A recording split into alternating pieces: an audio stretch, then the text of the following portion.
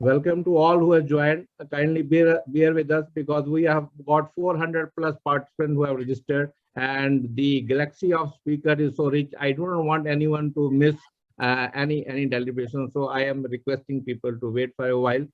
Please bear with us. Gradually, it is because it takes some time. Let the people come in. Right. Thank you. There was a query from the Honorable Minister Office also. They are also coming in. Good morning, everybody. For the information of all the guests who are already in, we have about roughly 66 guests, which I can see, and the more are coming in. As I mentioned, we got 400 plus guests who are registered, and there are people from Pan India as well as from Saudi Arabia, London, UK. I hope they will be able to join soon. And I will just go meanwhile while we are waiting more guests to join. We will go through the flow of today's program. As we know that we have the galaxy of speakers, and then less than our MOSC who is going to join us. And then we have got very senior speakers, Mr. Vineet Gulati, who is a former member ANS. Then we have got very experienced speaker from the aviation safety point of view. And then we have got the Honorable President who will address the gathering, and then Dr. R.K. Tyagi, who's already in-house. And then the best part is our Vice President, former Chairman, Airport Authority of India. And the session will be moderated by Shri Raman Sidhuji. We are in very safe hands, and we are looking for more and more. 70 plus people have already joined, sir. We are waiting for more people to join. Admin, keep a tab on the joining. We want that the maximum people shall make benefit out of this. That's what is our intent. While people are joining, I must mention a few words about the Foundation for Aviation and Sustainable Tourism. This is an organization works without any intent of profits, and foundation is always up with the time so far as the technology and availability of resources is concerned.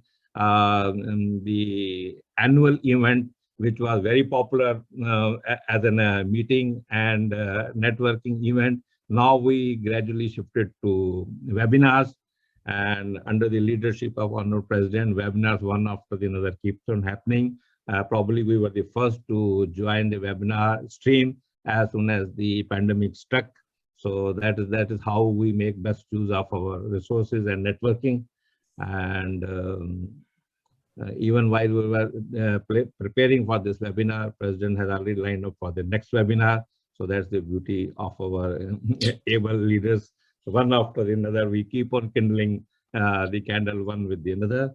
And something about the moderator, who Dr. Raman Sidhu, who is the chairman of EBG Federation, and he is a life trustee of the Foundation for Aviation and Sustainable Tourism.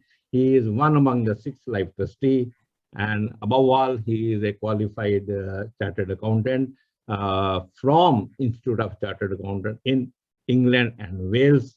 And then Raman Sidhu has a lot of flags which he had been carrying, but currently he is actively contributing towards in the capacity of independent director at Board of Cell and Technologies, Board of Ceramica Food Industries, TMF Group of India, and he's a senior advisor, Accord India Group. He's a co-founder and past president of Coffee. So there are so many things I can keep on talking about that. But in addition, Shri Sidhu is associated with various professional organizations and has vast and rich experience in the field of financial management, and was on the board of various organizations, naming a few: G4S, Corporate Services, National Textile Corporation, BHEL, National Hydroelectric Power Corporation, and many others. And then above all, he was advisor to Commonwealth Secretariat London to the Minister of Industries, Government of Trinidad and Tobago.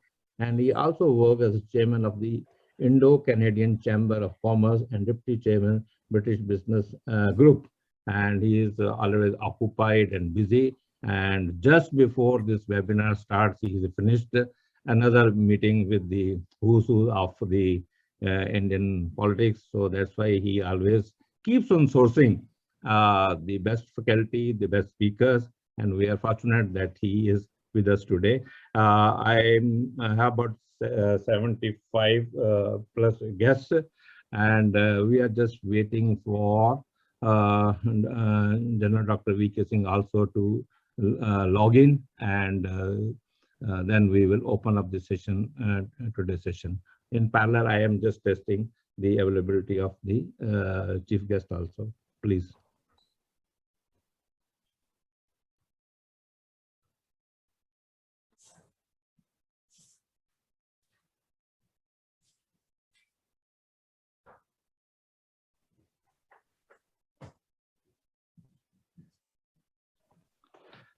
Sir, I have checked with the Honorable Minister Office. They are about to join.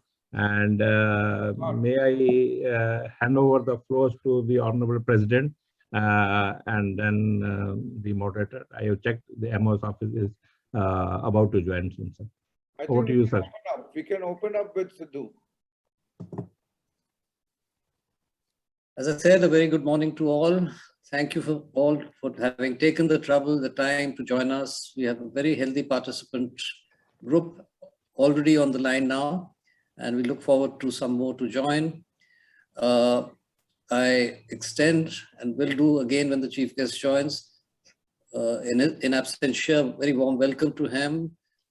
A very warm welcome to our key panelists, very eminent people, led by Mr. Sanjeev Kumar, IAS Chairman, Airport Authority of India, Mr. Vineet Gulati, former member, Air Navigation Services, Airports Authority of India, and Captain Anushri Verma, Chief of Flight Safety at SpiceJet. General Seth, our great leader, who is linking in like a lot of you from outside. He is in Bhopal. Mr. Vijay Agarwal, our Vice President, who's linking in, is from Delhi at the moment. Mr. Baba, Mr. Tyagi, all of you, very, very warm welcome. Dr. V.K. Singh has taken time out of a rather busy electioneering program that he is being subjected to. Those are party diktats and you have to follow them, but he still found time to join us, but albeit trifle late. And that's the reason why there is a slight delay in this. But please remain patient as you have been.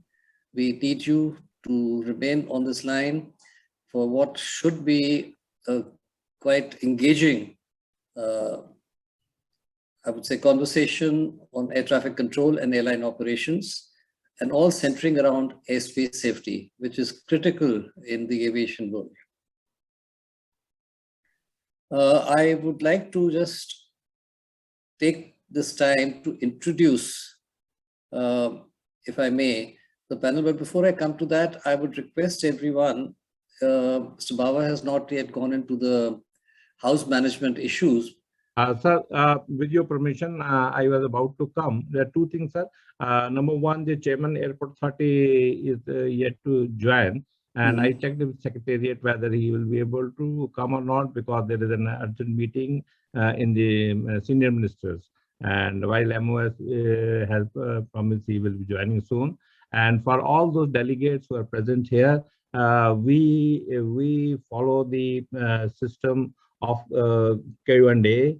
And there are, if you look at the panel down below, there is a provision to raise the hand. Anyone who has got a question, anyone who has got an observation or some kind of comments, they can write in the chat box. Questions shall be addressed by the capital Q. Questions I always request, because we want to address the question first. Questions will be taken up first. And then, of course, observations and comments are very important. We will take them, we will read them out. And questions, while anybody is raising any questions, my humble request is very brief question directly, Q1, Q2. One can have multiple questions, but they say Q1, Q2, Q3. And then he should briefly introduce who is he, so that we can honorably respect and honor the questioner personality. And then briefly, the format will be that only. We will take the question first, and then we want that the question should be addressed as a question, and then some kind of decorum and time. We will see how many questions we can take. But then any questions will not fall on deaf ears. We will certainly take it up with the concerned authority. Even later on, we can pass it on online. Over to you, Raman sir. Thank you, Babaji. So as he said, do ask the questions. I would say keep them brief so that everyone else has a chance to participate.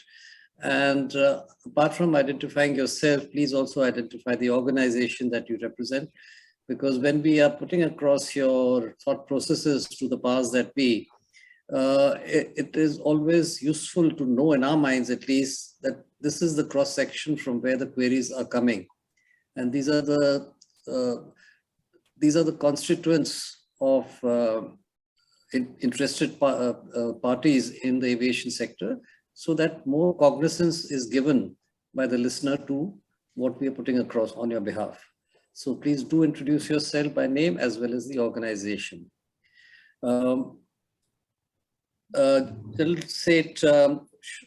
Is Anushri, are you back now? Yes, sir. Absolutely. Sir. Oh, okay, good. What about Mr. Sanjeev Kumar? No, that he just said that he's in a meeting with the senior Mantri Mahoday, and would, as soon as he can extricate himself from that meeting, maybe they both Sir, are. Honorable Ambassador joined, sir. Okay, great. All So, right. Ms. Babaji, just follow up on Sanjeev Kumarji, and I will then proceed to welcome and briefly introduce all the eminent participants. All of you are eminent, but the ones who will be the speakers on today's webinar. A very, very warm welcome to General Dr. V.K. Singh, Minister of State for Civil Aviation, Road Transport and Highways. Sir, you have taken time out from a rather hectic electioneering schedule that you have been subjected to. And it is with gratitude that we note the same. And we are grateful that you could find the time. We have delayed the launch of this, waiting for your presence here. General V.K. Singh was Chief of Army Staff, the 24th Chief of Army Staff, 2010 to 2012. A very, very acknowledged soldier of very, very high standards, who has become, after that, come into the political field. He has been the Minister of State for the Ministry of External Affairs. He was Minister of State, Independent Charge at DONA, that's the Department of Northeast Region. He has been Minister of State for Planning and Statistics, Indian Overseas Affairs, and an MP, most importantly, since 2014. A very, very warm welcome to you, sir. A very warm welcome to our President, Past President, Lieutenant General Dr. K.M. Seth, PVSM, AVSM, retired former Governor Tripura and Chhattisgarh, gunner from the Indian Army, has been the President of FAST for the last over 12 years, one of the most highly decorated officers of the Indian Army. I know Mr. Sanjeev Kumar is awaited, but let me just introduce him in terms of for the audience. Mr. Sanjeev Kumar is an IS officer of the Maharashtra cadre of batch of 1993. A brilliant academic career behind him. He is the chairman of Airports Authority of India and a very, very key speaker and a custodian of a lot of things that relate to airspace safety, ATC being just one amongst them. Very bright academic career. He's an IIT Roorkee alumna and in electrical communication. An MTech from IIT Kanpur, as if one was not enough, with a communication degree financial engineering to back it up from Jamnalal Bajaj Institute. He has served in very, very important positions at the state level as well, secretary of various departments. I won't go into the whole list, but has also been chairman of the Maharashtra State Electricity Distribution Company, which is one of the biggest distribution companies in the electricity field in the country. Mr. Vineet Gulati, former member, Air Navigation Services, an acknowledged practitioner in that area, 25 years of service in Airports Authority of India. He's also been the Executive Director, Air Traffic Management, General Manager, Air Traffic Flow Management, and has actually practiced as Air Traffic Controller at various international airports. So someone who comes with tons of knowledge behind him, tons of practical experience behind him, and should be contributing hugely to this deliberation. I would also introduce you to Captain Anushri Verma. We've got ATC on one side, but we need the people they communicate with, the all-important pilot community, very important in this whole scheme of things. Started her life as a SpiceJet cadet with a training in 2007, became a first officer 10 years back, and took command of a 737 in the 14th year. Has been chief of pilot recruitment at SpiceJet. So they all go through her keen, piercing interrogation before they become pilots on SpiceJet, and became in 2021 the head of flight safety department. So she has over 13 years experience as a pilot and a senior pilot, and has set up in SpiceJet, amongst many other initiatives, an institutionalized mechanism for flight safety enhancement. I don't think too many airlines concentrate on things like this, but she has. These are our speakers, 3 speakers, apart from the chief guest. Also, a very brief introduction to Mr. Vijay Agarwal, who's the Vice President of FAST. He has been Chairman of Airports Authority of India for over 5 years. Master of Engineering, Power and Electronics, a Bachelor of Engineering Electrical at IIT Roorkee. What is not tom-tommed about by him personally ever, which is a habit amongst a lot of people, is the 65 out of 67 odd airports that you see in our country, which overnight, at least seemed like overnight, were completely metamorphosized into spanking new airports, were all part of an initiative led by him and without any tom-tomming. So I doff my hat to you, Agarwalji, wonderful. And he was also recognized by his institute as a distinguished alumni, and that is IIT Roorkee. A very warm welcome, all of you. I would now like to pass this on for the welcome address to Lieutenant General Dr. K.M. Seth, President of FAST. Over to you, sir. Thank you, Raman. Very kind of you. And I must at the very outset welcome General Dr. V.K. Singh, Minister of State for Civil Aviation, not only for participating in it, for making it happen. It was virtually impossible to travel almost the whole night and be here. He landed at Delhi around 9:30, and here he is with us. I have no words to thank you except expressing deep gratitude on behalf of every member of the FAST for making it happen. It only shows, in a lighter vein, Army welcomes and meets its commitment at all costs. And that's what it is. Dr. Shri Sanjeev Kumarji, the Chairman, Airport Authority of India, Mr. Agarwal, our Vice President, FAST, and former Chairman, Airport Authority of India, Shri Raman Sidhu, FCA Chairman, EBG Federation and Life Trustee of the FAST, Shri Vineet Gulati, the former member, ANS Airports Authority of India, and Captain Anushri Verma. I can't believe you have 14 years of flying under your belt.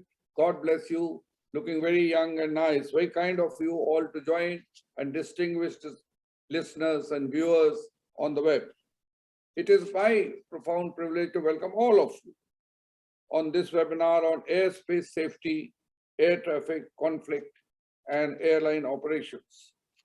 This important aspect of flying is taken for granted and seldom discussed in public forums, except when a major accident takes place, which too is often forgotten once an inquiry is ordered. On the contrary, safety should be the highest priority at all times and must remain in the forefront of aviation industry. Aviation safety is of paramount importance, gentlemen. In fact, I would say aviation safety determines the very existence of the industry. Aviation is a complex business and involves the participation of people from more than one field and sphere, from the manufacturer to the maintenance staff, to the ground support staff, to the crew, the cabin crew, and every agency which plays a role in the safe taking off to landing of every flight. This is achieved through an intricate network of procedures and processes that prevent errors and omissions to capture any lapses. Aviation safety is the fundamental objective of the International Civil Aviation Organization, commonly called ICAO, which ensures aviation safety across the world through ICAO conventions with their annexures and amendments. India is a signatory to it and thus is required to comply with these conventions together with amendments. Airports Authority of India provides the air traffic services over the Indian airspace and adjoining oceanic areas in accordance with the ICAO standards and recommended practices. For flexible and dynamic management of airspace, sectorization, upper airspace harmonization, complete ATM automation of all aspects with conflict management and decision-making tools for controllers have been taken up and are in various stages of implementation. In addition, I would say there is a need to increase the in-house R&D and improvement in training infrastructure. In accordance with the ICAO regional plans, Airport Authority of India has to introduce CNS and ATM systems at the earliest. Another aspect which needs urgent attention is the civil-military liaison for joint surveillance and Indian airspace integration and civil-military air traffic services to ensure uniformity in air traffic control. Traffic services to ensure uniformity in air traffic control services of civilian and defense airports have to be integrated. We have yet to go a long way in achieving this integration of civil and military resources to optimize their use for enhancing air safety, navigation, and surveillance facilities. More and more airports are being handed over to private air operators for better services and management. However, safety of passengers continues to be the most important aspect of the air travel. And hence, there must not be any compromise at any cost at ATC functioning, and ATC must remain a single point contact and controller. There is a need to look into all the problems being faced by ATCs to make their functioning seamless and more efficient. While I leave all these issues to be discussed and deliberated upon in detail by the experts and participants, I would like to mention that the Foundation for Aviation and Sustainable Tourism is an autonomous consulting and research organization and is willing to play its role as a facilitator and can help the industry with the dedicated members, experts on the panel, and a committed team of FAST. I therefore invite all the stakeholders to make use of us. We are a non-profit body. You just have to give expenses and we're there to help you in any aspect of aviation safety and aviation as a whole. Thank you so much. I leave it to Raman Sidhu to move ahead.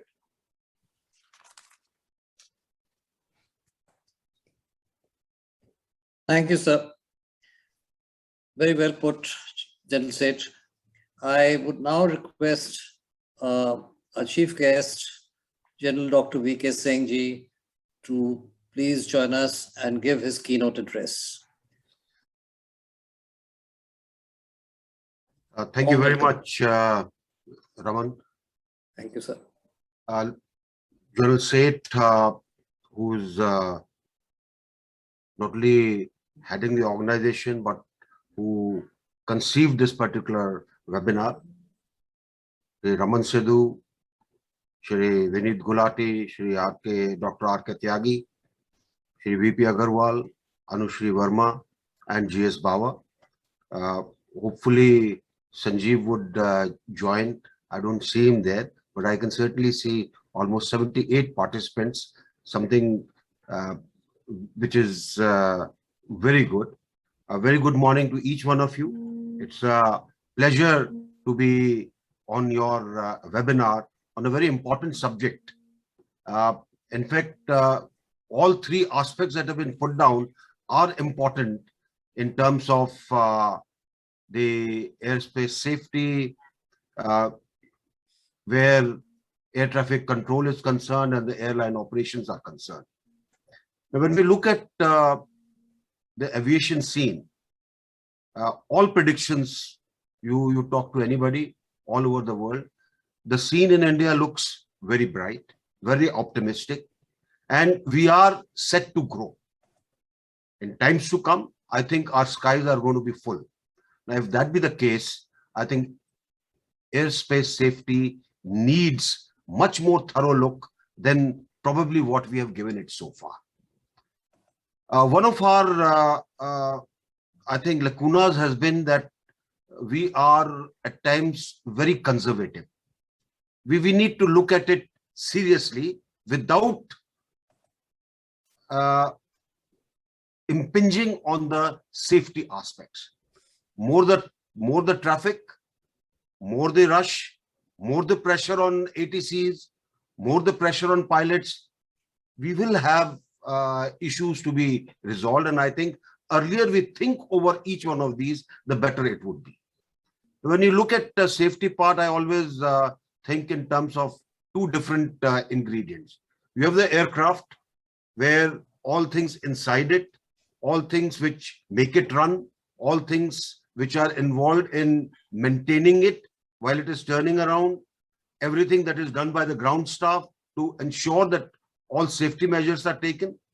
These are all internal issues where the companies involved, the aircraft engineers are involved, the ground staff is involved, the pilots do their own check. And second is when it flies.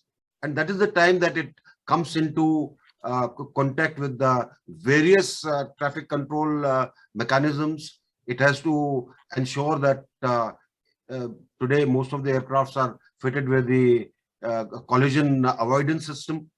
And whether it functions or not, they have to be very, very certain about it. And I'll also say that somewhere lurking in the background will always be the media. Because all those who have flown understand that a collision avoidance system is an automatic system. The moment you put on your computer or press the button, after that, that takes over.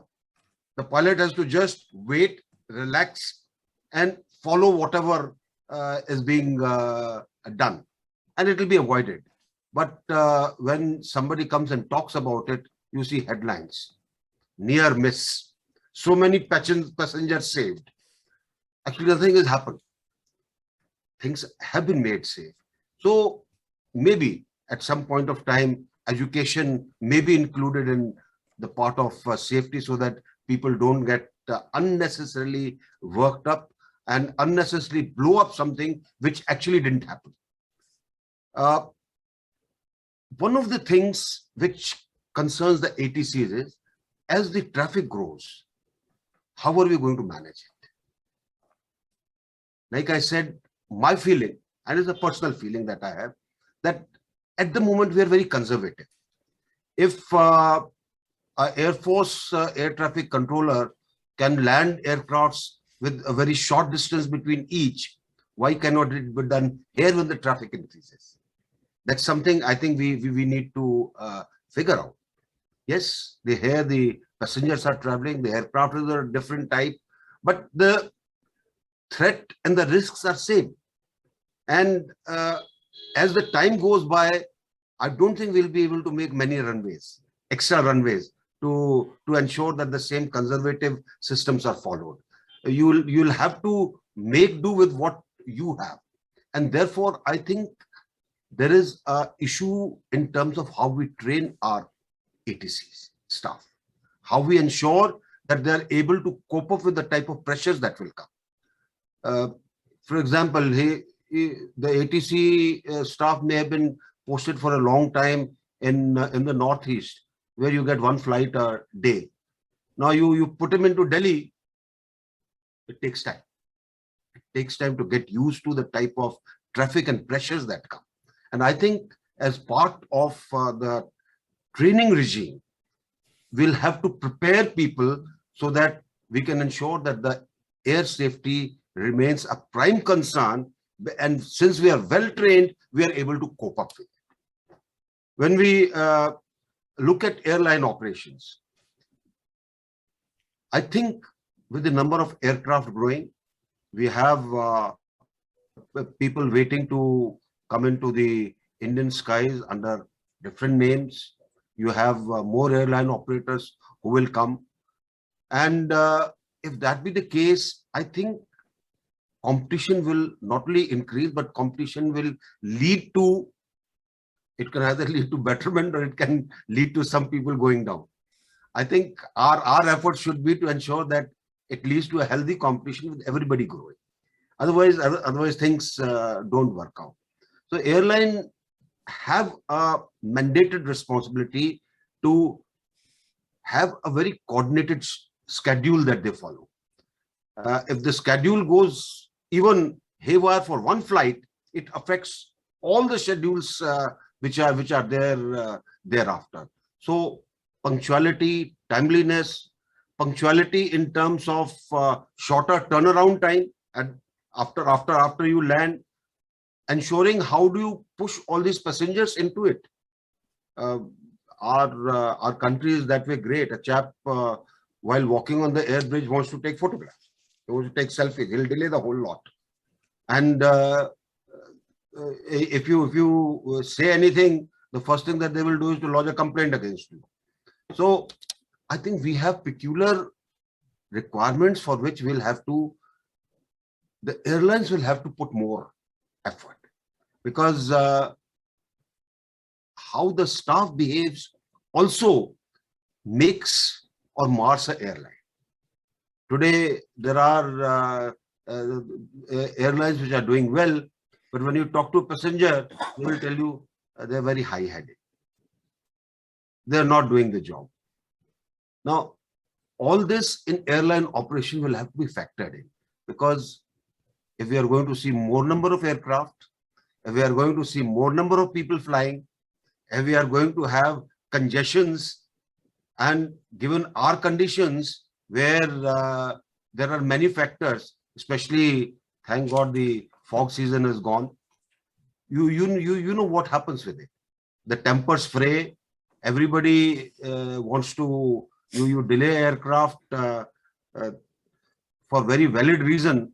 You have 5 passengers who want to form a union and come and fight and say we'll take you to the court. It's quite an experience. And if you have not witnessed it, then I think you have missed air travel. I've been lucky to witness a lot of things where you sit quietly and watch the fun. Everybody, fighting with the cabin crew. They don't know. They don't know why the aircraft. So they will go and ask the pilot. The pilot will tell them something. Now, something which is beyond his control or her control.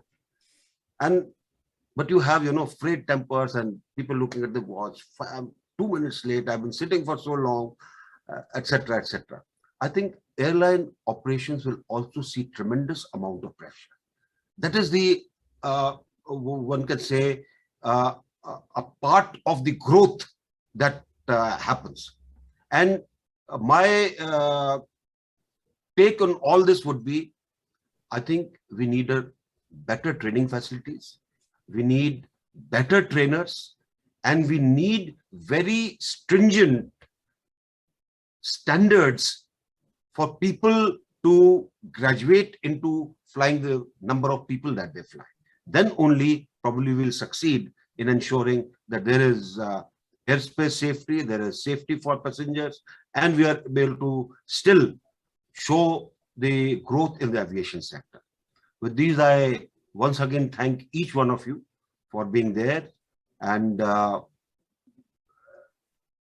last 2 days, I was telling General Seth that I'll send him the recorded this thing. And then I said, I don't think the recorded one will contain many things that suddenly come into your mind. It might be better to make it to attend this webinar and also have the pleasure of seeing each one of you. Thank you very much. Jai Hind. Thank you, sir. Thank you, General VK Singh. That was wonderful. I'm so glad that you were able to deal with the pressures of electioneering, etc., however important they are, and be with us, because your speaking and speaking so well has given such important messages all around, and has set the course for what should be a very interesting and interactive discourse. I have already taken the liberty in your absence to introduce everyone, so I will try and get into the subject matter as soon as possible. You talked about collision avoidance system, General Dr. VK Singh, and you referred to the media. I mean, this is a strange business that we all see, this aviation business. In no other field, something like a tire burst will bring it smack on the front page of the news in the next daily set of newspapers, as this sector will. A bird hit, anything.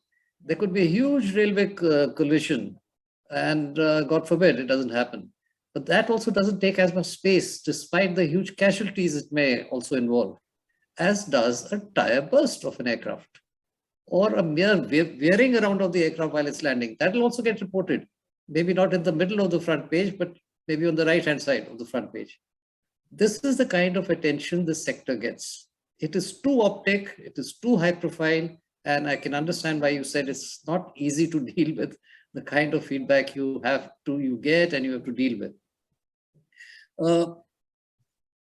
We have what is key in this as a precursor to the discussion, and I would like the speakers to speak and not me, but a seamless and good teamwork and communication between pilots and ATC is a critical component of any air traffic system, which also should provide for some system flexibility to the extent that it's allowed by the rules that govern. A pilot always worries about the delivery of the passengers on time to ensure about the next scheduled flight, while the ATC tries to acquire a continually better understanding of the pilot's need of passenger comfort and safety while reducing any excess aircraft maneuvering. Pilots are trained to deal with many potential threats, but in an ideal world, they don't encounter that many problems. But on the other hand, this faceless ATC, at least a pilot, you hear their voice on an aircraft, if not see the pilot. You see cabin crew, you see all other people, security people while ascending the aircraft or descending the aircraft. The pilots you don't see, but at least you hear the voice. How many people have heard an ATC talk?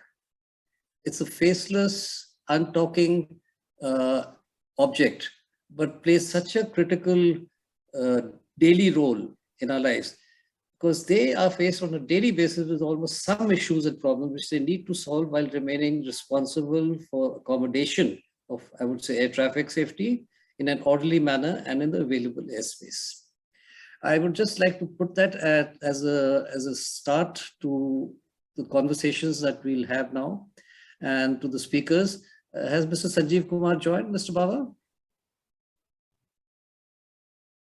No, sir. I checked. He is still with the Honorable Minister's meeting. Okay. So I will request our honored guest, Mr. Vineet Gulati, former member, Air Navigation Systems, Airport Authority, a very, very skilled practitioner, very experienced practitioner, to say a few words.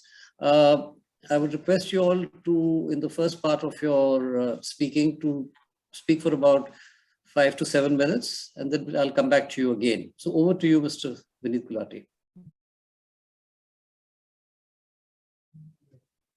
you, Mr. Sidhu.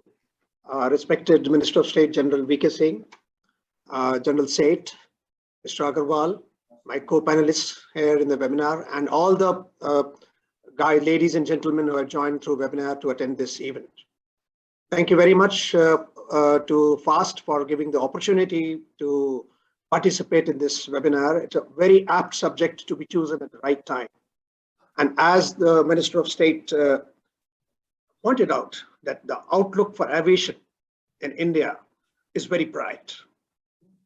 If we forget about the last 2 years, where we saw the dip in the air traffic, we were steadfastly rising at a double-digit percentage, maybe 10 to 12% in domestic traffic. And that brought many questions which the minister has rightly pointed out or flagged them. Like, what happens when all these growth translates into the number of aircrafts per hour landing and taking off at our airports or transiting through our limited, finite airspaces? Air safety will definitely become an issue. But I'd like to assure you, sir, since the last decade, 2014 onwards, Airports Authority of India took many steps well in advance, and it was one of the 7th country in the world which foresaw the growth in such a matter in the aviation, where there will be an imbalance between the demand and capacity. So congestion is going to take place. So Airports Authority of India was the 7th country in the world to initiate and implement the central air traffic flow management. And I don't know whether it is by coincidence or not. My later part of my presentation, which I'm going to give in a few minutes, covers the air traffic flow management, which will definitely cover and give confidence to the traveling public how safe we are. Thank you very much, Dr. Singh. Thank you, Gulati ji. It's very heartening to hear about what you just said, that India was the 7th country to actually have the centralized air traffic management system put in place, or flow management system, whatever you called it. I would now like to go to the other end of, the most other very important end, and that is the pilot. And we have with us Captain Anushri Verma, Chief of Flight Safety, SpiceJet. Anushri, over to you to say a few words. And as I said, please take your time, take up to 7 minutes, and I will come back to you again. Over to you. First, thank you so much, Mr. Sidhu, for giving the opportunity to talk now. And first of all, I would like to sincerely thank the chief guest, General V.K. Singh ji, for giving a very enlightening and thoughtful talk as to what are the aspects of airspace safety and what are the challenges which India is going to face post-COVID pandemic. I would sincerely like to extend my heartfelt gratitude to the members of the FAST, General Seth, Mr. Agarwal, Mr. Sidhu, Mr. Bava, to name a few, for giving me this opportunity to represent Self and Now, the airlines, on this extinguished platform. So airspace safety, the topic for today's webinar, air traffic control and airline operations, it's a very relevant one, as very rightly pointed by the chief guest.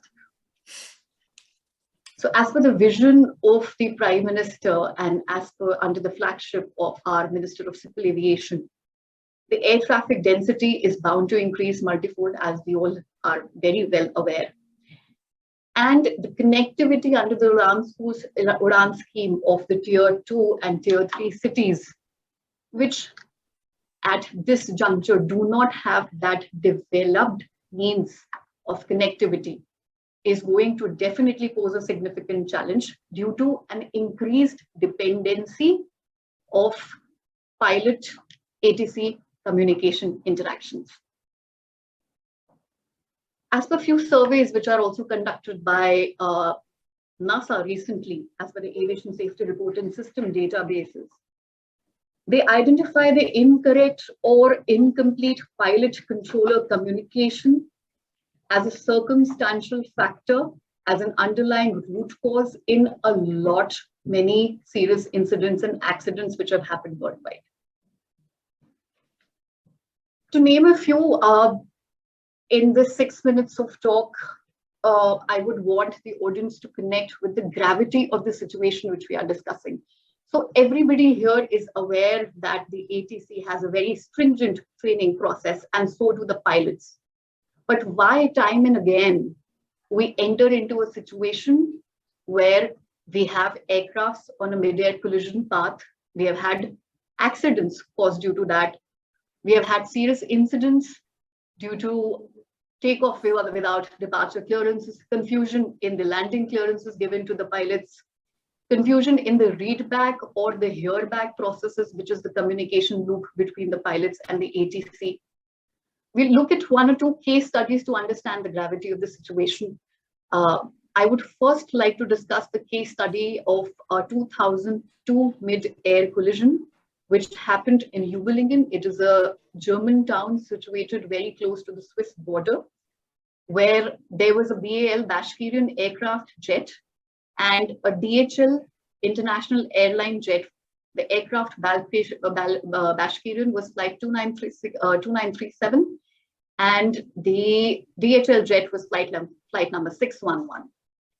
And the passengers on board the aircraft, a total of 71 persons on board, died that day in July 2002, which is a recent one, post-establishment of TCAS, which is now, as per the Indian Civil Aviation, a mandatory requirement for the airlines to possess. So both the aircrafts were flying at 36,000 feet above mean sea level on a collision course. However, the ATC who was handling the airspace was working at two stations simultaneously. Now, partly because of the added work pressure and partly because of the delayed radar data, he did not realize the problem in time and thus failed to keep the required separation, which was mandated between the two aircrafts. Approximately less than a minute before the fatal accident happened, the ATC realized the concern, the air traffic controller realized the concern, and he gave the first aircraft, which is the Bashkirian flight 2937, a call of descent. He wanted the aircraft to descend. However, the TCAS system on board was giving instructions to the pilot to climb, as the other flight, which was flight 611, were also getting the instructions to descend by the traffic collision avoidance system. Now, unaware of this TCAS commands, the controller was giving the commands to further descent for flight number 2937, where the pilot disregarded the TCAS commands and followed the ATC commands. Both the aircrafts were descending. 2 seconds before impact, the Bashkirian 2937 realized the position of the DHL aircraft, which was placed right below, and entered into a climb. But it was unfortunately too late, and 71 persons on board lost their lives. So it's not that we do not have the checks and the balances in place. It is not that we do not have the measures established. We have world-class measures established in the airlines which fly in the Indian airspace, and the government has made it mandatory for the equipments required and the trainings mandated to be imparted to both the controllers and the pilots. Why still we undergo such crashes? Why still we have such serious incidents, which definitely have reduced worldwide and drastically in India in past 24 years approximately? We haven't had a single airline crash pertaining to interface management between the pilots and the air traffic controllers. A lot of factors are involved in it, and that I will cover in the second part of my talk. A very recent case I would want to bring about, which happened in a very established international airport. I'm covering international airports per se because they also have world-class facilities available, and irrespective of the facilities, we keep seeing such serious incidents happening again and again. So there are two parallel runways in Paris Charles de Gaulle Airport, and two planes came within few feet of crashing in as recent as July 2020 after a slip of tongue by ATC. So there was a United Airways aircraft which was on the final approach for runway 09 left. So parallel runway, the orientation is the same 09.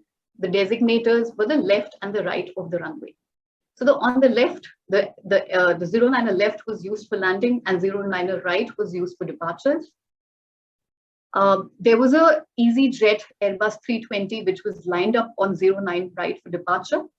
And by a slip of tongue, the ATC instructed the United Airways on the final approach for a clearance to land on runway 09 right, where he was meant to land on runway 09 left. So EasyJet 320 pilots were very proactive. They were situationally aware. They immediately informed ATC that you have given instructions for the aircraft to land on 09 right, where we are already lined up for departure.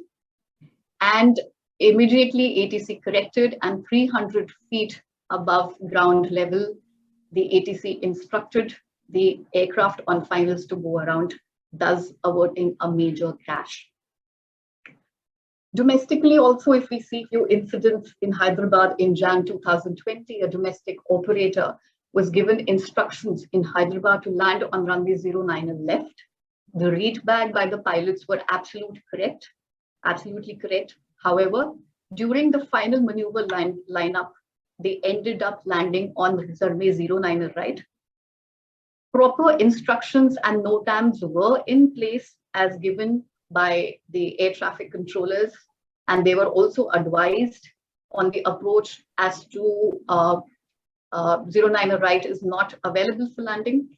However, the aircraft, while on extreme short finals, were identified by ATC, but due to being very close to the proximity with ground, the aircraft was continued to land on the runway solely due to the pilot maneuvering error. So irrespective of these are few to name a few of the serious incidents and accidents which have happened in a very recent past, irrespective of worldwide acknowledged and acclaimed instruments, training, schedules, and regime already in place with both the ATC and the airline operators. Issues like confusing landing, clearance given, overlapping of frequencies, frequency blocked due to unrequired communication between pilots and the ATCs due to high workload, similar call signs, runway incursion, taxiway incursions are few common ones to name, which the entire fraternity present here would be aware of on a general basis. So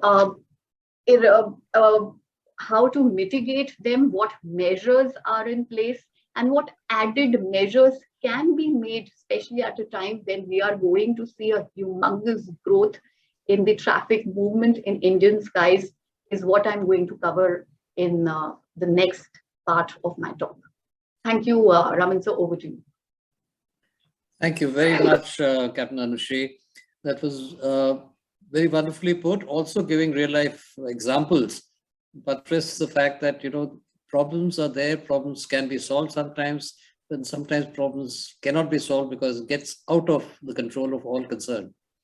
It also shows that ATC may have the authority to keep, 2 flights or 3 flights or 4 flights at a distance that is required from each other. They may ask them to ascend, descend, or whatever, or veer or overfly or whatever. But sometimes pilot intuition and experience also comes into play. Like you would perhaps remember, and others on the call, that another disaster was averted at Kathmandu airport when a pilot took a decision last minute to actually not land despite the ATC direction. And Kathmandu is not one of the easiest airports in any case, and that's well known. But that one decision by that pilot actually averted a major, huge crash. So it's sometimes easily said that, you know, they can do this. And the pilot, at the end of the day, we must remind ourselves, whatever the ATC says, the pilot of the aircraft which is in the air is the final decision maker. So he can get counsel to some extent, and it's wise to go by the counsel, but you cannot say that the pilot should not use their mind. There have been many instances where they have used their mind and averted crashes. We'll stop here for the moment and go back to Mr. Gulati, who has a presentation also. Gulati ji, may I ask you to go on? We'll come back to you, Anushri. Okay, thank you, Dr. Sidhu, and I'm sharing my screen now.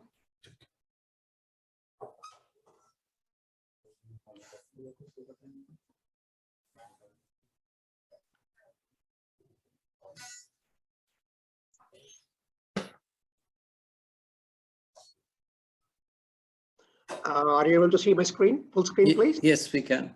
Okay, thank you very much, Dr. Sidhu, for Mr. Raman Sidhu, for giving the time for this presentation. As you know, the airspace is a finite source, and it's a national asset being shared by both the civil and the military.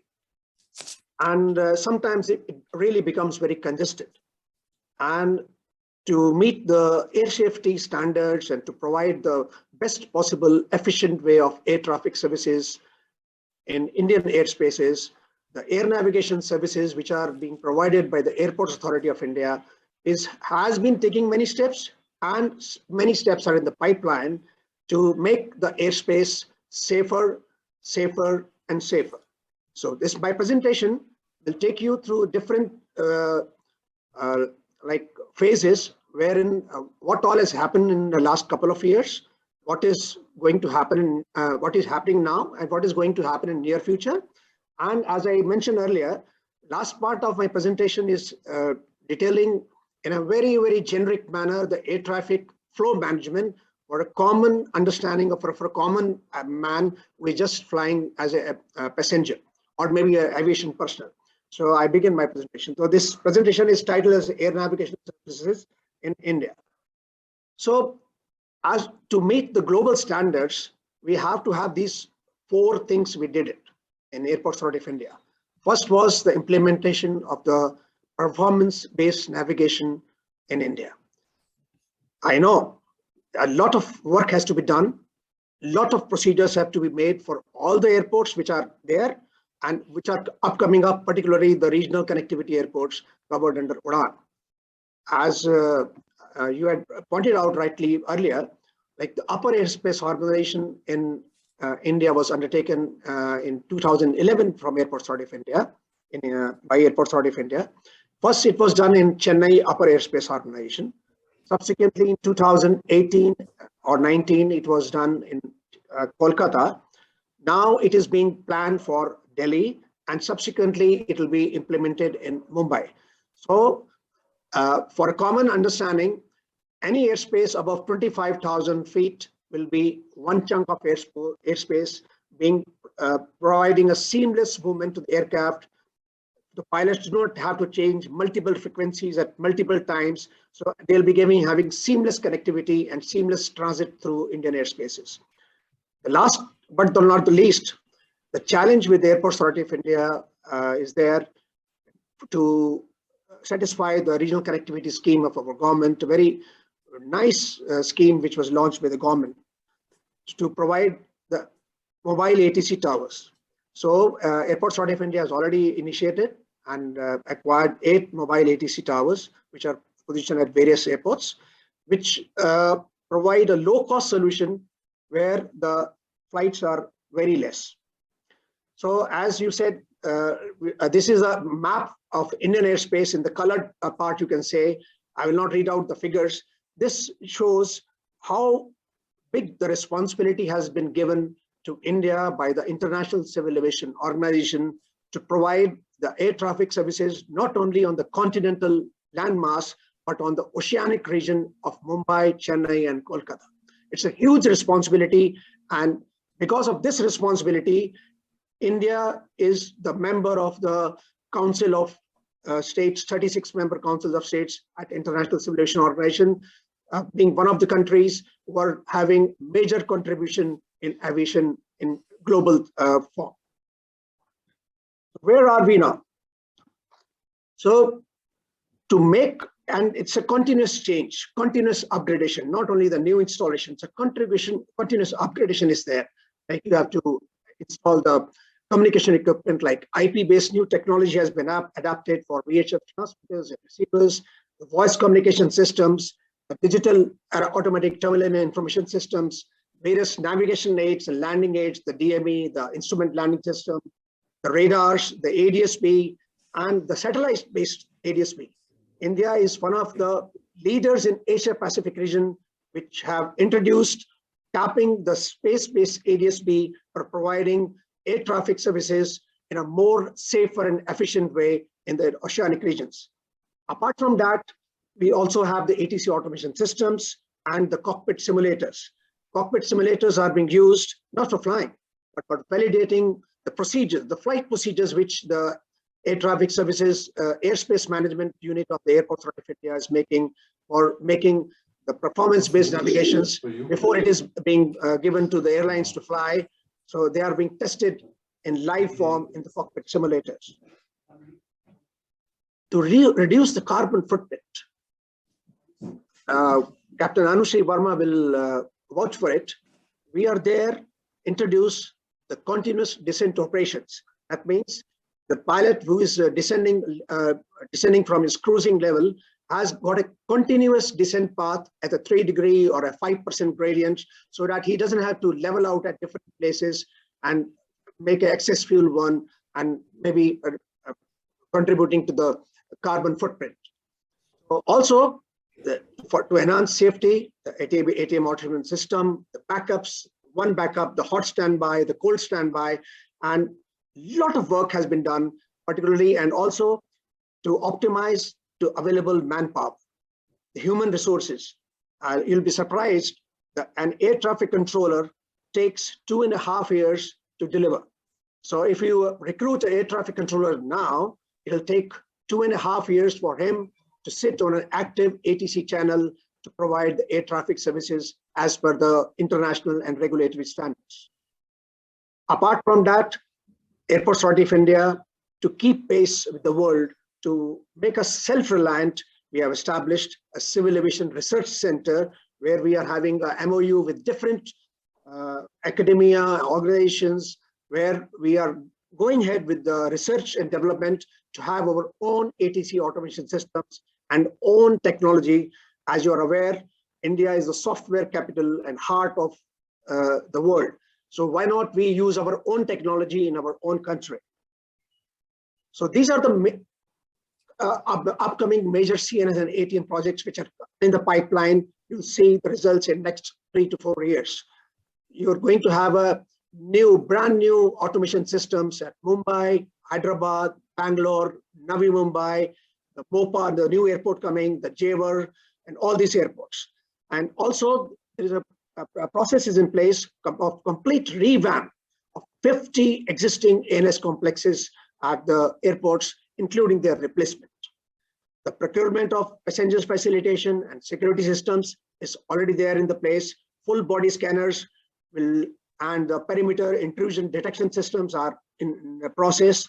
You'll see them. Full body scanners will definitely give a seamless experience to the passengers commuting in the terminal buildings at our Indian airports, and also enhancing the security. So this is just a database, what all has been implemented. I'm not going to read out the numbers, how many radars or the DVOs or DVMEs we have. These are the numbers that reflect the amount of capital and efforts have been put in to make our air navigation services to provide a safe airspace. So the upper airspace organization I've already talked about. The salient features of upper airspace harmonization is its complete ATM automation, almost silent transit of the aircraft from east to west and west to east, particularly the overflying aircraft, which contribute to about 25% of our traffic going from the Middle East to the Far East. Some of the benefits are improvement in operational efficiency, availability of a user-preferred flight profile, particularly flights originating from UAE going up to Australia.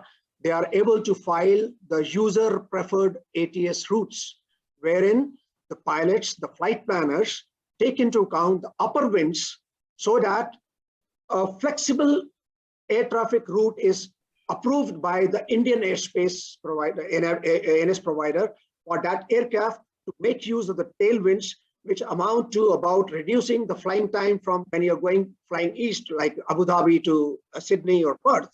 You're almost gaining 1 to 1.5 hours of flying time. I'll leave it to you. How do you translate into fuel efficiency and the cost that airlines is saving, and least but not least, the carbon footprint which is being reduced. Once we come at a very major, big point in our Indian context is the availability of the airspace to civil use. As you are aware, because of our hostile neighborhood and all these things, we have operational constraints wherein most of our areas which are bordering our neighboring countries are not available for fully operational use of civil flights to make use of them. So 30% of our national airspace is with our defense, and 10% of national airspace is Indian Navy, Army, Coast Guard, and Hindustan Aeronautics Limited at Bangalore. So what does it lead? This constraint lead to increased air travel distance, increased fuel burn, increased airline operation cost, and of course the carbon footprint. So now what has happened in 2018 onwards, we were in, and before that also, Airports Authority of India, under the policy guidance from the Government of India, was in active touch with our colleagues in MOD, and 30% out of the total national airspace which was controlled by Indian Air Force has been converted into a temporary reserved area, which call it the abbreviation, we call it the TRA, under the flexible use of airspace concept. And from 2019 onwards or 20 onwards, we have seen the results. The MOD is opened up its airspaces for the civilian civil flights, and a lot of benefit has gone to the airlines concerned. I'll give you one example. A flight originating from Mumbai going up non-stop to Srinagar. Now with this shorter routes available, each flight one way is saving 16 minutes, 16 minutes of flying time. That translates for a Code C aircraft is 75,000 rupees per flight. Now, if you just take this one example and multiply all the flights across India, it is going to be a huge number, which I'll reflect in my next slide.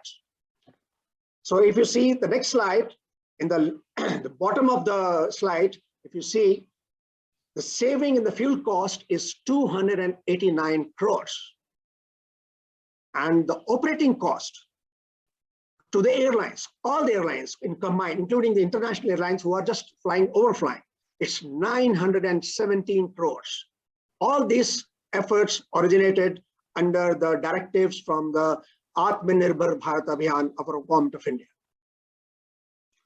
We also, India is one of the countries which is having our GPS-aided, geo-augmented satellite-based navigation system.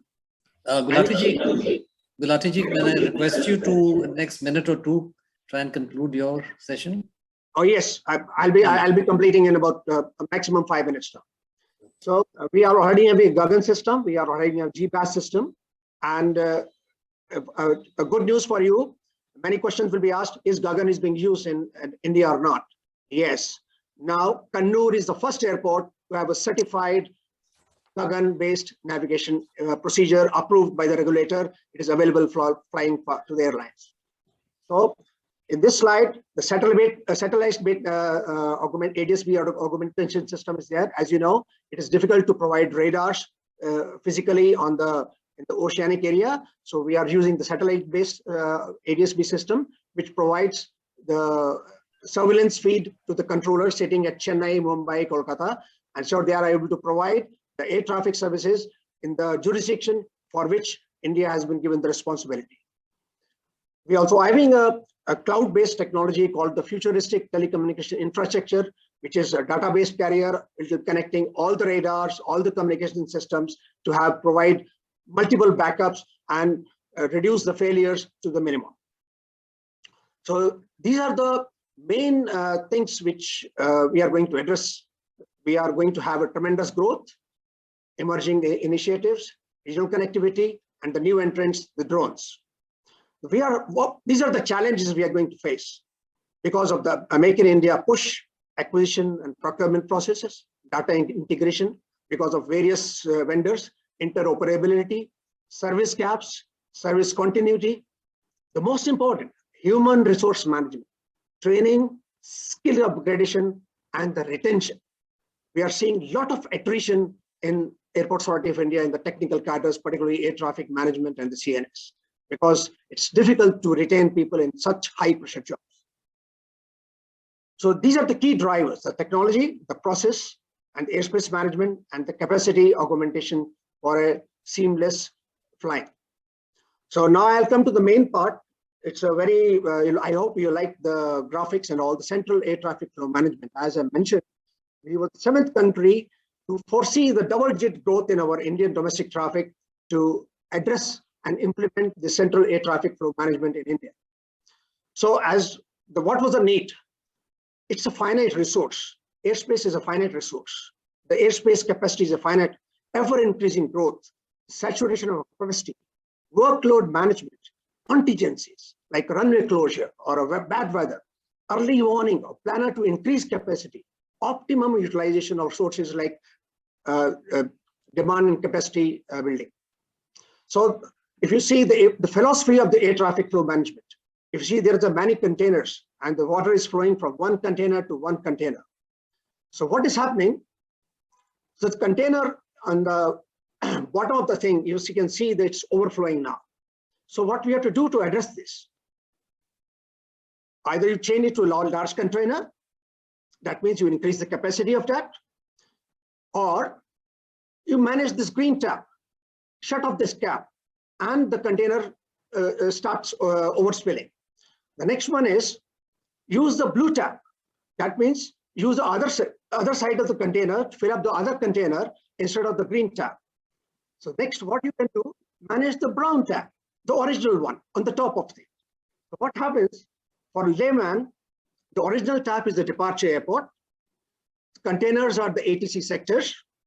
The size of container is the capacity. Amount of water is the traffic volume, the demand.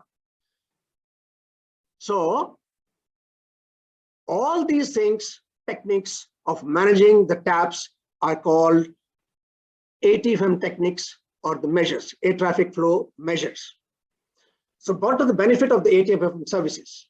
Enhanced safety, increased efficiency, effective demand and capacity management, no more delays, no more holdings. So aircraft are coming in a planned way, landing it with least average delay, reduced fuel burn, mitigation of effect of unforeseen circumstances.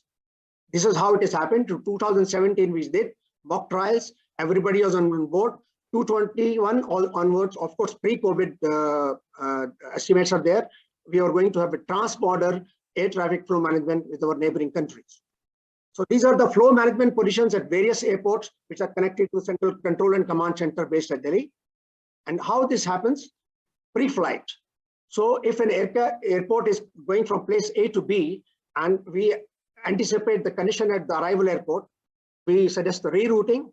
The ground delay programs are there, ground stop programs are there, minutes in trail. Then we have the rerouting, miles in trail, fixed balancing, airborne holding, and of course the level capping. So aircraft cannot go above a particular level. So the ground delay program applies to arrivals in a constrained form of a ground delay program. Aircrafts are given calculated takeoff time. We call it the CTOT. They are given 4 hours in advance to the departure aircraft, so that he knows what is his calculated takeoff time for a flight going from A to B, so that when he reaches the point B, he lands there without delay. The CTOT window, the window of taking off is -5 to +10 minutes, so that enough flexibility is there for airlines to plan this. And the ATFM phase 1 mainly concentrates on the ground delay programs and the ground stop programs. So this is one of the screenshots of the automation system what we use for ATFM. And the tactical briefings and conferences are taken place. All stakeholders are on board. Many representatives of the airlines are available physically and virtually at the control and command center at Vasant Kunj in Delhi. I like all of you to sometimes make it some time and visit that. It's a very nice thing to visit. It'll make your eyes pop out. So this is one of the charts which is being shared by the airlines to the airlines. What is available, what is not available, what are the ground delay programs at various airports, so that for better planning and flight plan planning. So CC, the control and command center assessment, assesses which airports are going to get congested, for how and how long, and to the extent how the situation can be managed without restrictions. How many aircrafts are impacted? What time the expected impact is going to take place? And do we have the time for customers' collaboration? Like if a planned runway outage is there, so we do consult the airlines and we share with them, this runway is going to be closed at Bangalore for 2 hours for maintenance. This is how we are going to let you into Bangalore in a phased and a calculated and orderly manner. So these are the logical questions should be there. These are the exempted flights from air traffic flow measures, like flights on search and rescue, flights are expecting emergency or unlawful interference, medical evacuation, flights with head of state status, and other flights identified by state. So these are screenshots of the automated system. I never wanted to bother you on that. So the role of the FMP is there. So it determines the landing and departure rates at a particular airport. Airport declared taxi times from apparent to it keeps on varying with the taxiways open or closed, sector configurations, and unusual events like runway blocks or military exercises, etc. So this is the portal of the air traffic flow management, where all the stakeholders have to create an ID, login, and get the live information from the air traffic flow management system. This is the air situation display in the center, where all the flights from all over India in airspace are visible to the air traffic flow management managers at the CCC at Vasant Kunj. So post-operation analysis is very important. What you did, was it correct? So it is a continuous improvisation process. Suppose we have implemented a flow measure. After some time, it is analyzed whether it worked. If not, then what we did wrong. Then next time we improve on that so that a better delivery is there. So ATFM scenarios prepared, delay statistics are there, everything is in the portal, and all it is available for all the stakeholders to participate and provide the suggestions.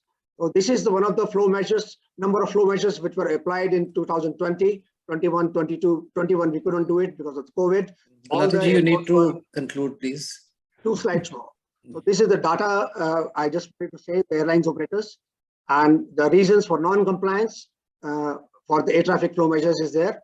And this is how we do it. The ACDM integration is also done.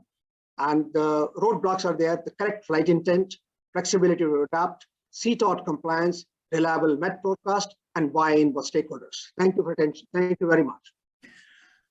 Thank you very much, Balaji. That was fascinating. Of course, we had enough time with little constraint, and I'm very keen that Anushri does the second round of her address. I wanted to just check, General VK Singh ji is still with us? No, he has left. Okay, then Anushri can come in, because there were two questions which he could have addressed in case he was still there. Anushri, back to you. I just wanted you to also, in your second round, just cover 2 things.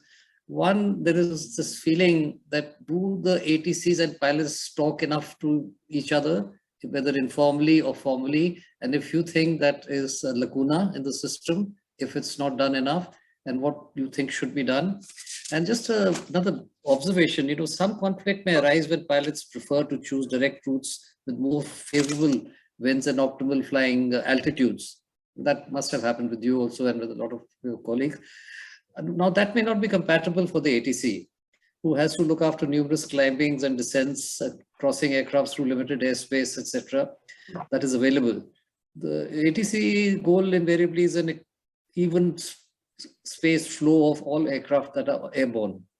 So just think of those concerns if you can also, in your own words, give an answer to that while you are talking on other things. So over to you.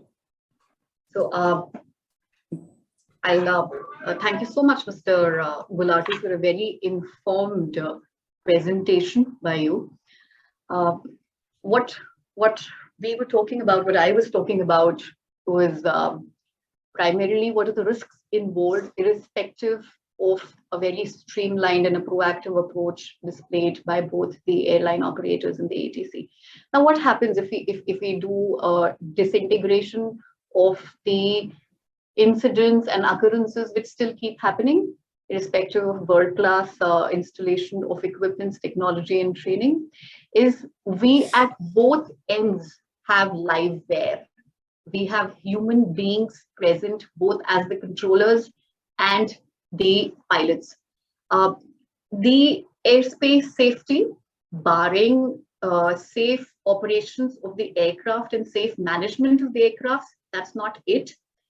Any instruction which is given by the ATC controller, it's not just needed to be understood. It is supposed to be understood, read back verbatim, implemented and executed. All the four aspects of management come into picture for ensuring those operations. So the interaction is just not with a live wear and a live wear, that is a human to a human interaction. The interaction is between a live wear and a live wear primarily.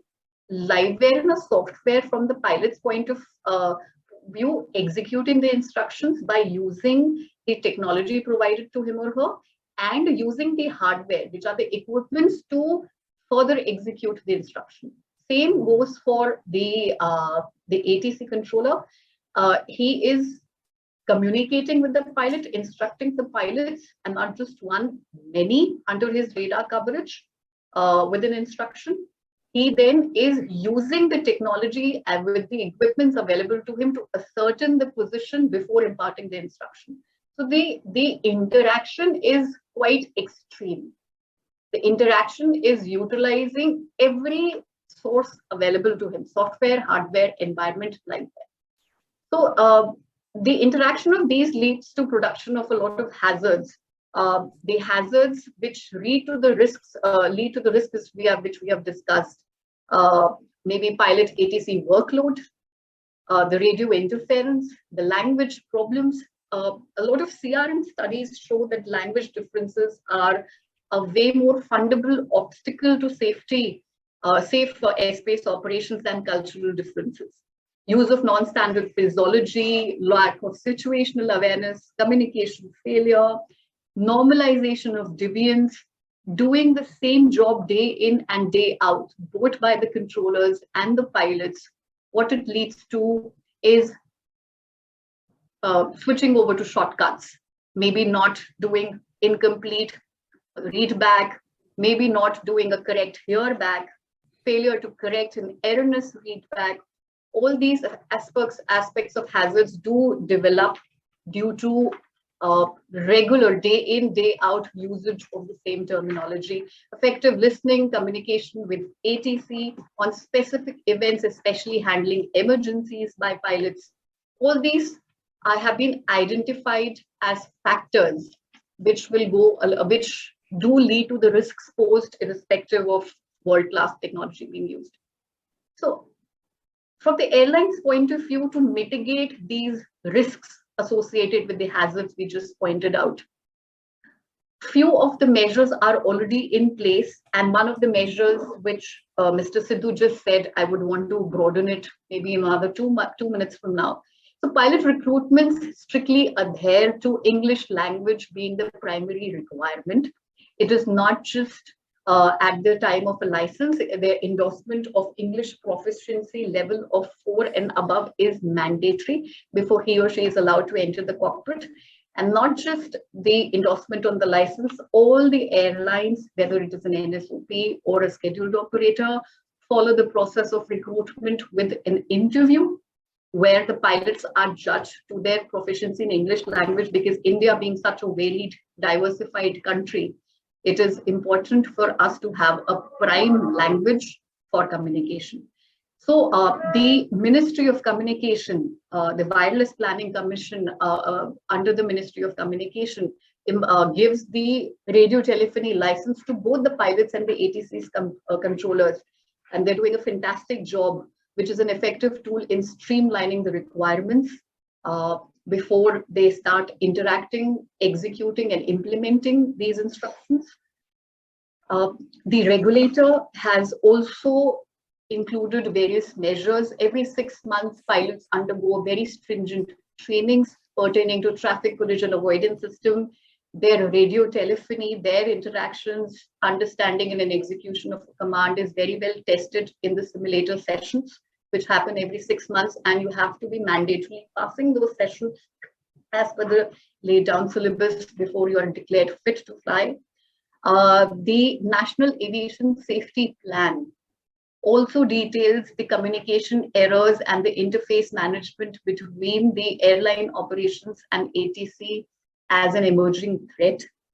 With the increased number of operations, we have both the air traffic controllers and the airline operators have safety indicators and targets with a minimum percentage of improvement which we need to levy upon year on year. As a part of the mitigation action plan. Also, very importantly, voluntary reporting of anything which is not as per SOP, whether it is from the ATC's point of view or the pilot's point of view, is encouraged for formulation of a database where the pilots and the controllers can report freely and fearlessly regarding errors and events which may lead to an incident. Now, few of the additional measures which are very, very important, especially at a time where the Indian aviation industry is to grow manifolds, is field visits. So for workspace and environment familiarization, it is very important for liveware and liveware interaction facilitation for pilots to be very well aware what are the challenges faced by the air traffic controller, what are the working conditions in which the traffic controllers work, what are the job profile, what is the work culture, what is the requirement to be a controller, and vice versa. It should be very much encouraged for, as a part of a program of a training of controllers also, to be versed with what does a cockpit look like, what are the challenges for a cockpit crew, irregular lifestyle, stringent work conditions, a very mundane, monotonous job. So all these things should be very well briefed to each other. So it should be included as a part of their training program. It is a definite yes from my end to include the same when we are training pilots and to include the same when we are training the controllers. The enhancement of space-based augmentation system and ground-based augmentation system, which Mr. Gulati has covered very well, will lead to a reduction in the dependency of pilots and ATC communication solely being the basis for safe execution of approaches. And very, very importantly, as a safety expert, as being the chief of flight safety of a major scheduled airline, dissemination and exchange of case studies. Now, I, as an ATC controller, as an ATS unit, have certain set of occurrences and events under my database. And I, as an airline, have another set of database which relate to the interface management between the two parties.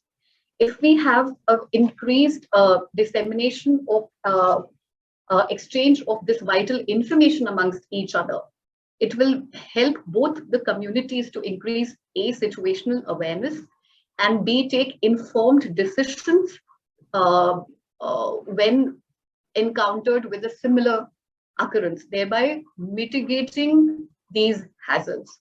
And as Chief of Flight Safety of SpiceJet, I would like to hold first such official meeting on behalf of SpiceJet with SpiceJet pilots and the air traffic controllers at our premises, which will pave the way towards enhancement of safe airspace operations.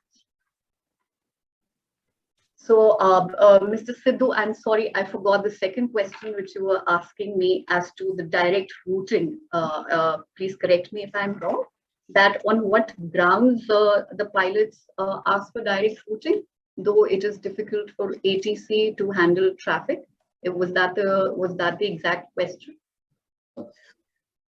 There may be some, you're near the question, but what I wanted to say was that there may be some occasions where a conflict may arise because the pilots like yourself or your colleagues would prefer to choose a direct route when you're flying, which probably is because of more favorable wind conditions, optimal flying altitudes, whatever, which may not sometimes be compatible for the ATC, who has to look at other numerous descents and ascents of aircraft, crossovers that are taking place, overflying, etc., with limited airspace that he has to operate within. So when those kind of things arise, what is your optimal solution in your mind to get over these kind of conflicts and a better understanding? Understood. So what happens is a flight plan is already filed by the airline, keeping the most favorable winds in perspective. And any direct routing, the pilot cannot fly by himself or herself.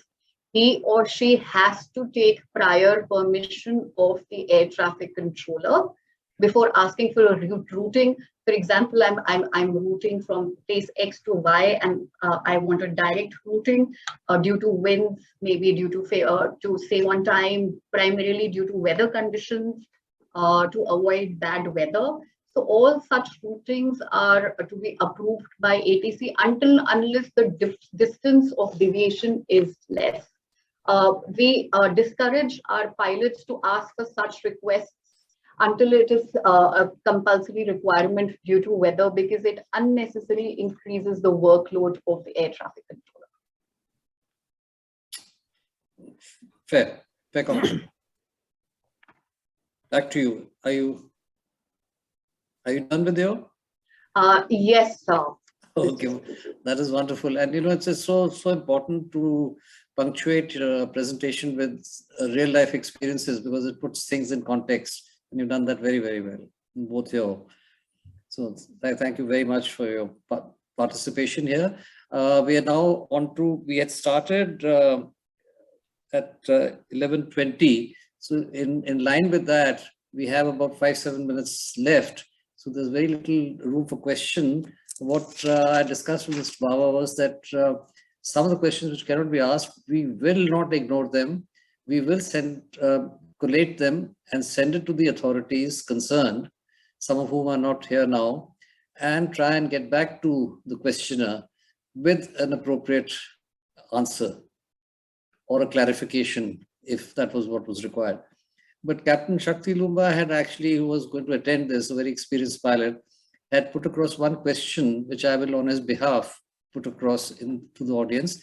And whether Mr. Gulati can answer that or Mr. Vijay Agarwal can answer that, I leave it to you. And otherwise, I would request Mr. Vijay Agarwal after this, and with an eye on the paucity of time, to also make some concluding remarks. Instead of me, I've already spoken too much. And also to propose a vote of thanks. The question being, Captain Shakti Lumba's concern is that with a push for more airports, upgrading smaller airports, the shortage of air traffic controllers will actually result in airport handling capacity reduction. So, which destroys the whole idea of more airports or modernizing of more airports. Now, this, he says, is of worry. How does the Aviation Ministry, Airport Authority of India plan to handle this? I mean, he's also given a suggestion that recruitment and training of ATCs on a war footing is of paramount importance. Now, our war hero is already gone, our chief guest. So obviously he can't answer this. We will take it to the ministry. But if Mr. Gulati and Mr. Agarwal could throw some light on this one by one, and then over to you, Vijay, for making any concluding remarks and a vote of thanks, please. Lottie, will you like to respond to this? If you permit me, sir, Sure. I'd like to respond. Hmm. Sir, this in 2000, since 2009-10, we knew the traffic which is being, the way it was going up in a double-digit figure, and we'll be requiring more airports. So we made a air traffic controllers recruitment plan. A study was done by a US agency backed by in the cooperation MOU with the FAA. And in that we made a air traffic controllers recruitment plan.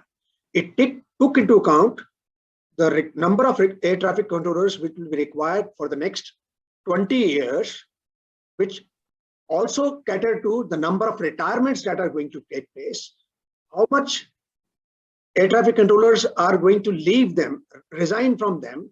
All these numbers were taken into account. A major recruitment plan was there during Mr. Agarwal's tenure at Airports Authority of India. That was formally accepted by the AI board, and the accepted figures of the projected numbers year-wise was approved. Based on that, our AI HR department started the recruitment process. But unfortunately, due to some litigation by from one of the the person who was vying for job and other things, that whole process got stuck in the court for 2 years. That resulted in a backlog of 2 years, and that was a result. We invited a red flag from ICAO that our air traffic controllers are not good in numbers, but that has been taken care of now. Of course, COVID has had an effect.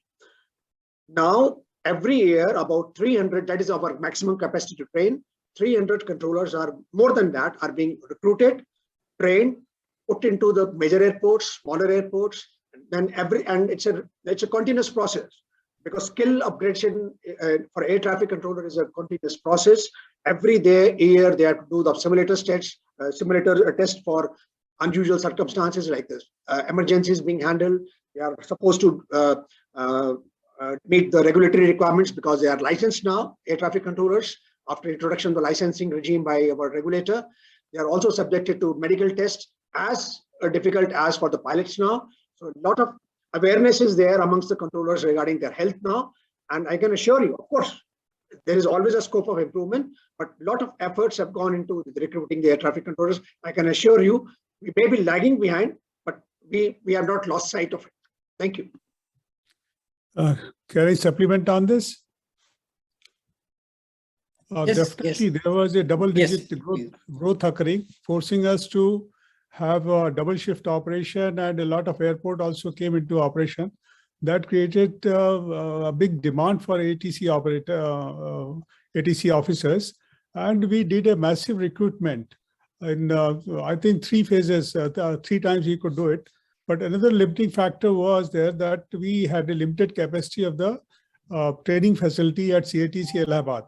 Then we created another facility at Godia where when we could enhance the training capacity. So like this, we tried to handle ATCO shortage, and you know that also in Hyderabad, sir. Hyderabad also we have created. Yes. And ATC officer cannot be straightway put on the job because he has to undergo a training and then a rating process. So that entire process, as pointed out by Gulati, takes around 2.5 years.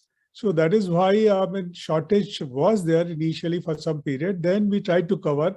Again, some glitch occurred because of the court case. And then again, we started back recruiting people in the large number and deploying them. So now probably, I think now situation must be much better. And the present management can only throw light what is the exact shortage right now. But anyway, we are much better right now. That is what I feel. So can I conclude, Raman? Yes, you can conclude. Just one quick word. Babaji also has some questions which he will share with you later, including from Captain Surjit Panesar and the Shiv Kumar Sharma ji of Galkotia University, etc. on aviation. But as I said earlier, we'll collate all these questions. They should be come to you and then we can take it forward. But yes, back to you to conclude as well as propose a vote of thanks. Okay. Dear participants, you have heard both the professionals. I say Vineet Gulati and Anushri, they are both the professionals, good professionals. And especially Gulati had also had a long stint with ICAO. So this gave him a good exposure, which was required for that particular position, which he acquired later. So I'm happy that he delivered what I initially planned that time, and ATC has grown in a big way. So that is what happened. Now I feel that ATC qualitative wise in India is among the few best in the world. One unfinished agenda that time was that of Airlines Corporation. I thought of raising that issue as well, because that time I convinced the board, and internal convincing was also required within the airport authority, that let it be made a separate subsidiary initially and then later on hived off because of some professional requirements. And moreover, I was looking at ATC to grow beyond our boundaries. That means as an ANS service provider, we have boundaries much bigger. A neighboring country which doesn't have a sufficient capability can probably with an arrangement, probably we can handle their airspaces and make the movement seamless. So that was the plan, and this is possible. Probably now the present management and the ministry can think it over and decide. I mean, this is an incomplete agenda which is required for, I'll say, futuristic growth in ATC. So that is needed. Now, coming to vote of thanks. First of all, I express my gratitude to Honorable Minister of Civil Aviation, General V.K. Singh, for agreeing to participate, and especially he made an efforts coming, especially coming back from some particular public meeting and all for this particular seminar. So thank you, sir. Thanks a lot. And this will go a long way in energizing the minds of people concerned in this area. I thank Lieutenant General K.M. Seth, former Governor of Tripura and Chhattisgarh, and President of FAST for welcoming the participant and addressing them. It is under his guidance that this webinar was organized. I also take this opportunity to thank Shri Sanjeev Kumar, but unfortunately he could not make it because Senior Minister has called him. But in absentia, I want to thank him because it was one of the interview which prompted us to probably have this seminar and address various issues. I thank Vineet Gulati, a thorough professional. He worked with me for a long time, and I had a personal relationship also with him. So I thank Captain Arshi Verma, Chief of Flight Safety, SpiceJet, who agreed to share this platform on this important issue of air traffic control. And we were having a meeting between operators and ATCOs. And this is her offer to have another meeting in a personal level. That is always welcome. We must have this type of interaction to actually know the user's point of view. Sometimes in an informal meeting, a crucial information comes out. So that is always a welcome step, and I think we should go ahead on this. I thank Shri Raman Sidhu for providing logistic support and moderating and deliberation of this webinar. Thank to Shri G.S. Bawa for hosting this webinar and providing all the technical support. I am grateful to all stakeholders in Aviation and FAST members for sharing their thought with us. We profusely thank all of them.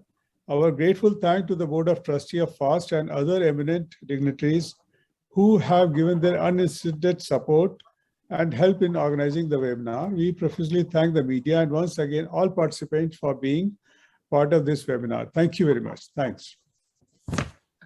And so thanks to you for really mobilizing and keeping us equipped and updated. So thank you very much for that. And thank you. This is incidentally 100th year of ATC formation. Yes. Oh, sir, yes. Exactly. Yes. Sir. Thank you very much. And thank you, Dr. Tyagi, for being present all along the webinar. And thank you, everybody, sir. Right. With your permission, sir, we can sign off for the day, sir. Yes. Right. May I request the administration, please switch off the video recording, please. Thank you all. Thank you. Right.